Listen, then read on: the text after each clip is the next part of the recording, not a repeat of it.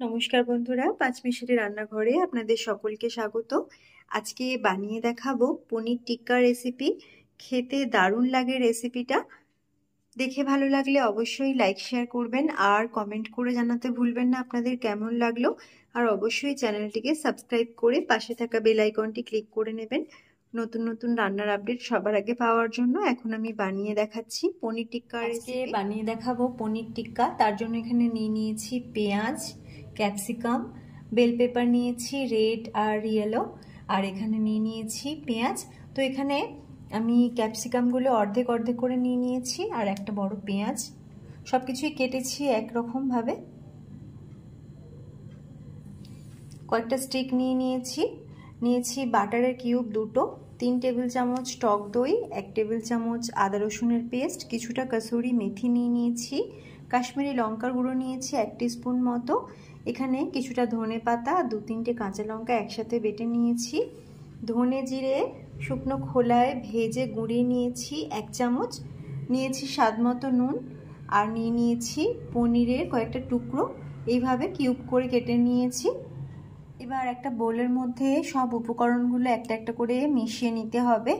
টক দই, সাথে ধনেপাতা কাঁচা লঙ্কার পেস্ট, একটা ফ্লেভার তৈরি হয় বেশ সুন্দর। সাথে দিয়ে দিচ্ছি যে মশলাটা আমি গুঁড়ো করে রেখেছি, ধনে জিরে, কাশ্মীরি লঙ্কার গুঁড়ো মিশিয়ে নিলাম, আদা রসুনের পেস্ট দিয়ে দিচ্ছি, আর দিয়ে দিচ্ছি কসুরি মেথি, একটু আগে থেকে রোস্ট করে রেখেছিলাম। এবার দিয়ে দিচ্ছি স্বাদ মতো নুন,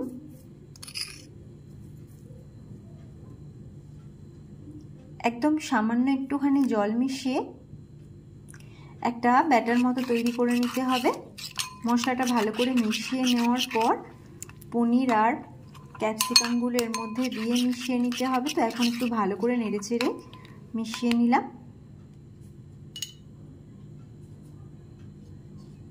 এবার এর মধ্যে ক্যাপসিকাম আর পেঁয়াজের টুকরোগুলো দিয়ে মিশিয়ে নিচ্ছি।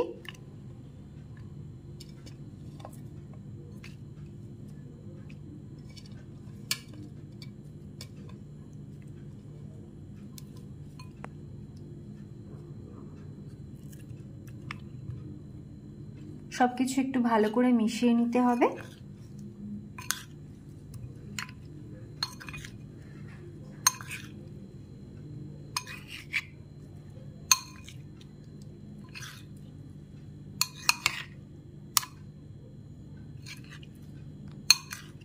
এখন মশলার সাথে খুব ভালো করে মিশিয়ে নিয়েছি। এবার এই স্টিকগুলোর মধ্যে সাজিয়ে নিতে হবে, তাই আমি একটা একটা করে গেঁথে নিচ্ছি। প্রথমে বেল পেপারগুলো দিয়ে একটা করে পনির দিয়ে দিতে হবে, পরপর সব সাজিয়ে নিচ্ছি। পেঁয়াজের টুকরো একটা করে দিতে হবে।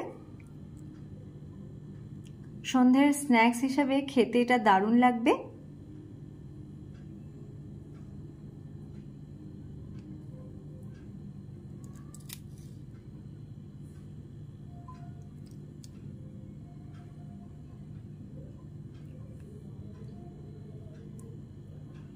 একটা স্টিক আমি রেডি করে ফেলেছি।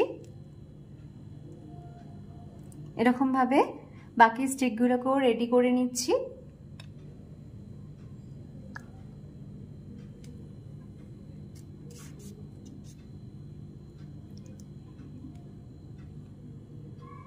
এখন স্টিকগুলো রেডি করে নিয়েছি।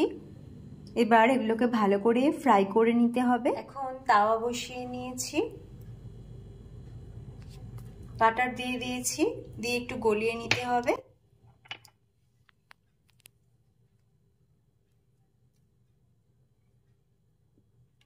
বাটারটা ভালো করে গলিয়ে নিয়েছি। এবার স্টিকগুলো তাওয়ার মধ্যে বসিয়ে একটা ঢাকনা দিয়ে ঢেকে মোটামুটি 1 থেকে 1.5 মিনিট মতো রেখে দেব। তারপর ঢাকনা খুলে আবার নেড়ে ছেড়ে নিতে হবে এপাশ ওপাশ করে।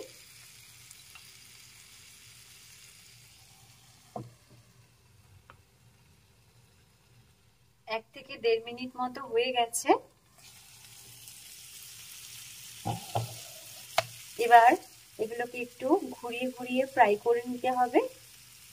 একইভাবে ঘুরিয়ে ঘুরিয়ে এগুলোকে একটু তাওয়ার মধ্যে রেখে ঢাকনাটাকে আমি আবার দিয়ে দেব 1 থেকে 1.5 মিনিট মতো রেখে এগুলো ফ্রাই করে নিতে হবে। এখন ঢাকনাটা খুলে দেখে নিচ্ছি, এপাশ ওপাশ করে একটু ভালো করে ফ্রাই করে নিয়েছি। এবার আরো একটু ঘুরিয়ে ফিরিয়ে মিনিট 3 মতো দেখে ভেজে নিতে হবে। ফ্লেমটাকে কমিয়ে রান্না করলে ভালোভাবে এটা সিদ্ধ হয়ে যাবে, নরম হয়ে যাবে ক্যাপসিকাম গুলো, আর খেতেও ভালো লাগবে। তো এখন আমি একটু ঘুরিয়ে ঘুরিয়ে এভাবে ফ্রাই করে নিচ্ছি। রেডি হয়ে গেছে পনির টিক্কার রেসিপি। এবার আমি গ্যাসটা অফ করে দিচ্ছি। গরম গরম পনির টিক্কা খেতে দারুণ লাগবে, আপনারা ট্রাই করতে পারেন।